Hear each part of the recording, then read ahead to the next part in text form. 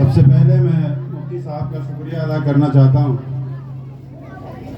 Mic پکڑانے کا مقصد ان کا یہ ہوتا ہے کہ ہم جیسے جو بھی لوگ ہیں عمر دراز جن کو بلاتے ہیں مائک پہ، ان کا مقصد یہی ہوتا ہے کہ آپ لوگوں کے بیچ میں بولنے کی ایک پریکٹس ہو، کیونکہ مدرسے کے تئیں بچوں کے تئیں جو دل میں بات ہوتی ہے وہ آپ لوگوں کے سامنے پیش کی جائے. مائک کا شعبہ نہیں ہے، یہ ان کا بڑپن ہے مفتی صاحب کا کہ مائک پہ بلاتے ہیں اور اپنی دل کی بات کو آپ کے سامنے پیش کرنے کا موقع دیتے ہیں. یہ بہت اچھی بات ہے. اور جب ہم لوگوں کے بارے میں ایسا سوچتے ہیں تو آپ یقین کیجئے کہ آپ کے بچوں کے بارے میں کیا یہ سوچتے ہوں گے. یہ مائک پہ بات کرنے کا، بولنے کا موقع اس لیے دیتے ہیں تاکہ آگے حیات رہی اور عمر بڑھی بڑھاپے کی طرف جائیں اور اس طرح کا پروگرام ہو تو بلا جھجک اپنی بات کو پیش کر سکے. اس لیے کچھ باتیں ہیں جو مدرسے کے تئیں ہمارے دل میں ہیں، اس کو میں نے ایک تحریری نوٹ دیا ہے، کیونکہ بغیر لکھے بولنا تھوڑا ہچکچاہٹ ہو جاتا ہے، اس لیے میں نے اپنی باتوں کو ایک تحریری نوٹ دیا ہے جس کو آپ کے سامنے میں پیش کر رہا ہوں. بسم اللہ الرحمن الرحیم. الحمدللہ رب العالمین الرحمن الرحیم مالک یوم الدین والصلاة والسلام علی سید المرسلین محمد وآلہ وصحابہ اجمعین.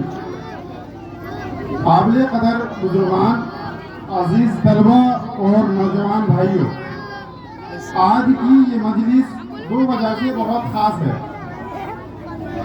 ایک تو اس وجہ سے کہ اپنے ملک ہندوستان کے آئین و قوانین کی اہمیت اور اس کے فائدے ہم اس مجلس سے جان رہے ہیں، اور دوسرے اس وجہ کہ ہم اپنے گاؤں کے پیارے بچوں اور بچیوں کی زبانی علم اور عمل کی باتیں بڑے خوبصورت لہجے و لہجے میں سن رہے ہیں.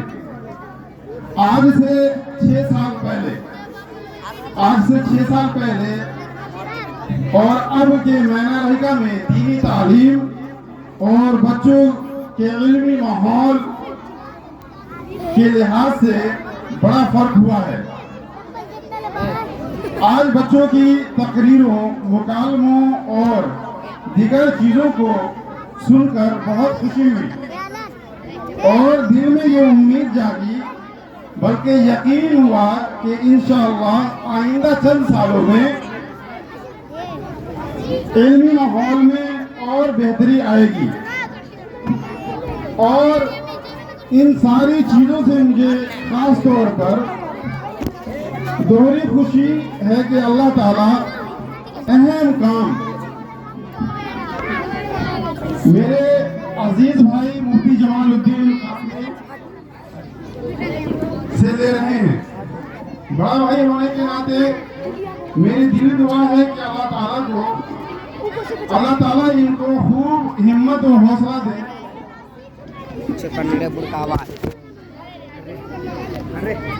اور ساتھ ہی یہ نصیحت بھی ہے کہ مفتی صاحب ہر حال میں اپنے اس اہم کام کے لیے کمر بستہ رہیں اور خوب دلچسپی کے ساتھ اس کام کو انجام دیتے رہیں.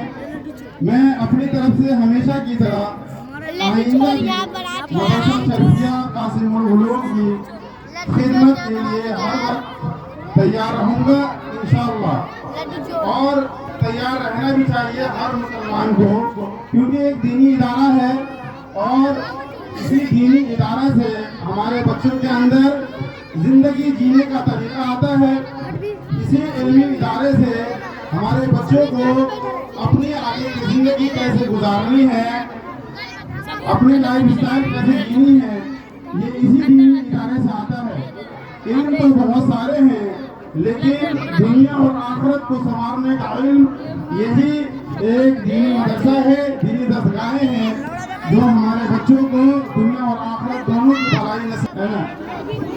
اور دوسری بات یہ ہے کہ ہم اپنے بچوں کو واقعی میں جو بچے پڑھنے والے ہیں، ہم جانتے ہیں اپنے بچوں کی صلاحیت کو، اپنے بچے کے عقل کو، اگر ہمارے بچے واقعی علم حاصل کرنا چاہتے ہیں تو ہم اپنے بچوں کو ایسے ہاتھوں میں دیں جو ہمارا خواہ ہو